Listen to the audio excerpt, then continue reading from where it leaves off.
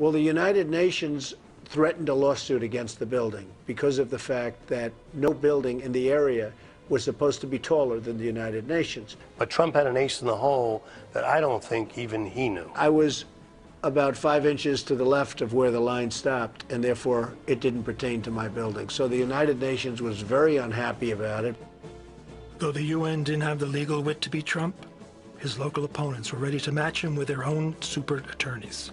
A man named Villar, he was vicious, he was ruthless, he was violent. He funded over $1 million worth of lawyers and lawsuits. But the hard part about him was he sued me as the building was under construction. And I remember the banks having a fit. I said, "You're already pregnant, let's go forward." After overcoming all obstacles, we were cleared to move forward with the building. But the question remained, which building? Every time I wanted to discuss the color, he would say, "Gold, Costas. It's going to be gold." A gold brick in the middle of Manhattan was a far cry from the design I had in mind. Well, that's the problem in New York. For too long, the developers were, in fact, making many of the decisions about what the building was, what it was going to look like. I don't mind being criticized for my designs, but to be criticized for someone else's, I found to be unnecessarily painful. I didn't want another Riverside South. My daughter Alexia said it would be pop art, a giant parody of a building. The decision on the facade was looming, and I was conflicted.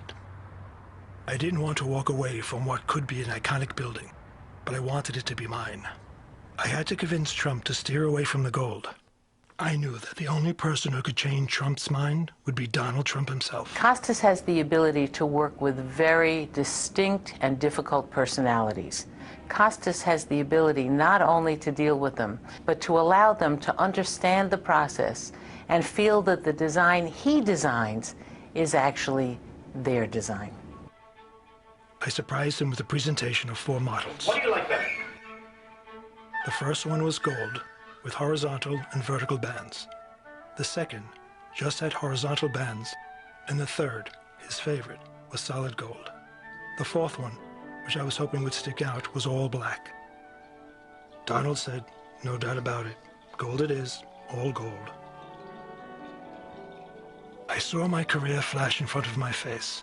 I would be known as the designer of a giant gold monstrosity. There was only one choice, to change his mind or walk away.